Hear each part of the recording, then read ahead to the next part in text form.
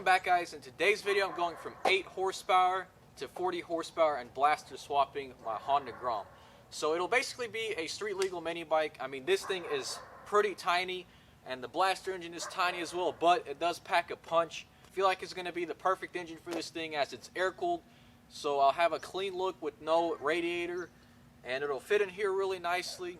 Also, it has pretty wide gearing, so it'll be good for the street. So that's actually the same engine that went 8 seconds in the 8th mile. Putting it on this will have actually a lot more potential to go faster, and it'll be really fun, street legal. Now basically what I gotta do is unbolt all the fairings and then I can remove the engine.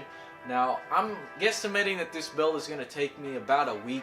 It's gonna be probably one of my quickest builds, and figure I'd tackle it now while I'm waiting on parts for my crossguard. So yeah,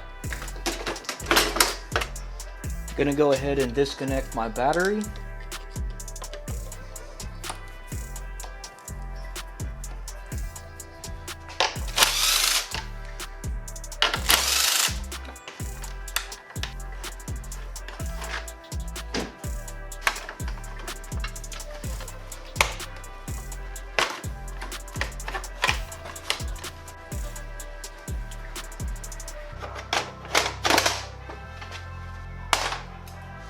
Alright, next up I'm going to remove this airbox. This airbox is going to free up a lot of space. So from now on we're going to pull off the stunt cage, the chain, and then just disconnect all the wiring, and then this motor should drop.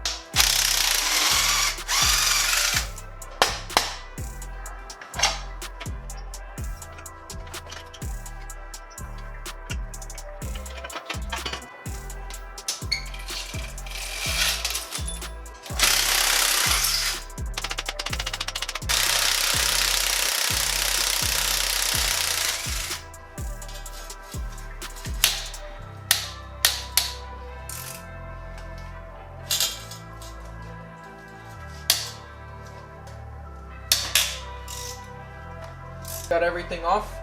We're down to one last bolt.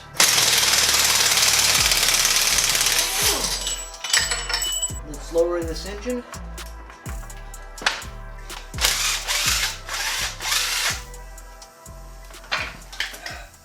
Alright guys, so check that out. I got the Yamaha blaster engine mocked up in there. It looks pretty good. What I'm probably going to do is run it at a more extreme lean angle to get the sprocket closer to the pivot point of this. I'm thinking the carburetor will be a pretty challenging aspect of this build, so I'll probably just shoot it out of the frame because there's no way it would fit in there. Then obviously for the bottom mounts, what I'll probably do is bend out of bars and to hug the engine just how it would be on a quad.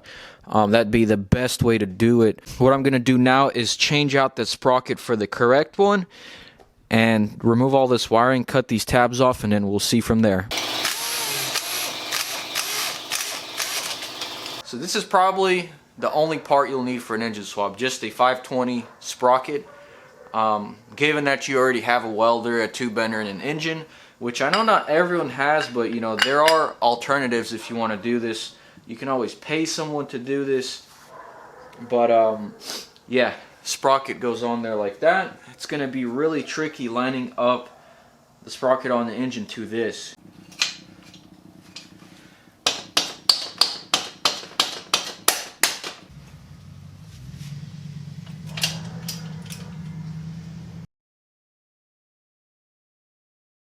Alright, so I'm going to remove this gas tank and mod it for a gravity feed.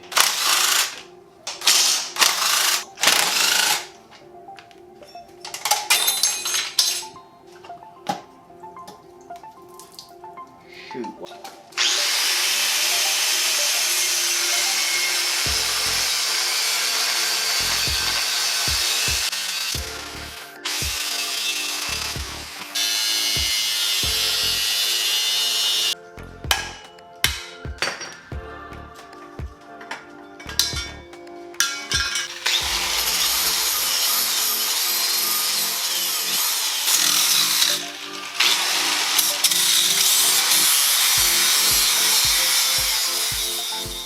Alright guys, so the chain alignment looks pretty good.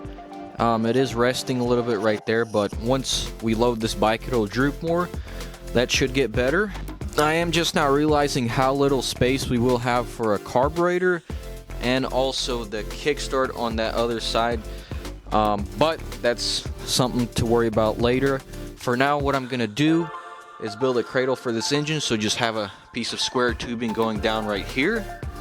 And yeah.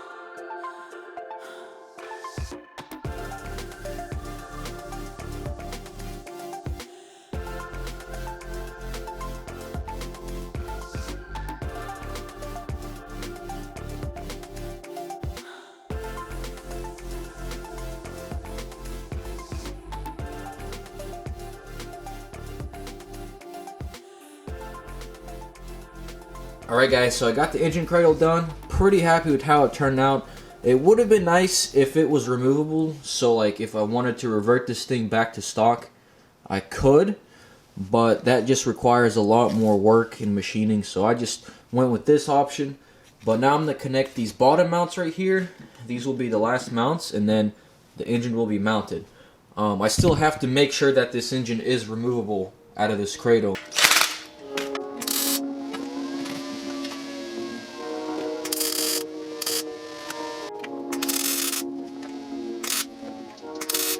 Alright guys, so the moment of truth, will we be able to take this engine out? I did build the cradle pretty tight. Oh wow, it's it's really close. Actually, it does come out. That's good. Alright, so I got the engine back in. I noticed that there's a lot of empty space right here that isn't used up by anything. So that would be a perfect way to just expand this gas tank downwards, utilize all the stock mounting, block this hole off, and we could basically double the gas tank volume. I think stock these are like 0.9 gallons, which gets you about 150 miles.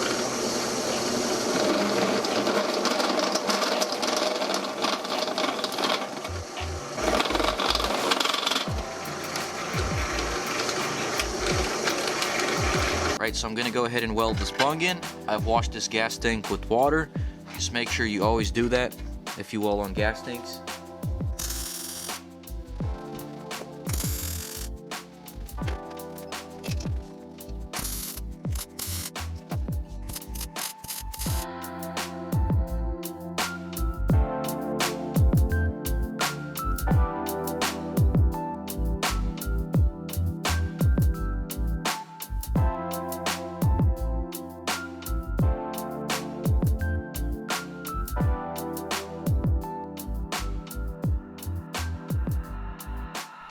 Alright guys, so now it's time for some pretty basic engine mods, like this lockup clutch. Basically, the fingers on this thing fly out at higher RPMs and are supposed to keep your clutch from slipping. Now, I've never had any issues with my clutch slipping, but we do have a drag pipe and a ported cylinder to add onto this thing, which should give it some more horsepower. So this is just an upgraded side cover. I mean, it's more or less just bling, but I'm not sure if we'll even need it.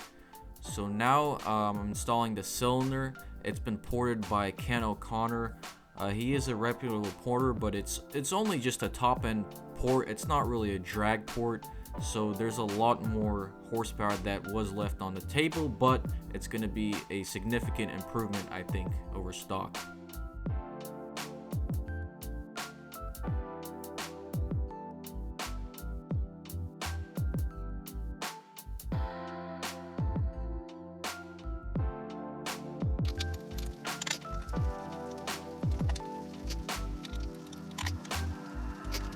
Alright guys, that's going to be a wrap for part 1. In part 2, I'll have it driving and there's not much work left to do. I am waiting on a little bit of parts. But guys, if you enjoyed the video, leave a like down below. We'll have some more content coming for you with the crossguard. The parts for that came in. Now some of you will probably ask me what happened to the whole idea of CR500 swapping this thing. Well, the CR500 is just too rare of an engine. It's too expensive. It's gonna vibrate like crazy, be uncomfortable. For those of you that are gonna ask about the RD350, when is that gonna come back? Well, it's gonna have to be pretty soon. It's just with me breaking my arm and with it being winter, there wasn't really much I could do, so I just kind of lost motivation, and it was just kind of a money pit. But I'll be sure to bring it back to you guys and be sure to finish it in the future. But yeah, I'm honestly more excited for this because it's less of a death trap. So yeah guys, with that being said, I'll have to catch you in the next video. Stay tuned and peace.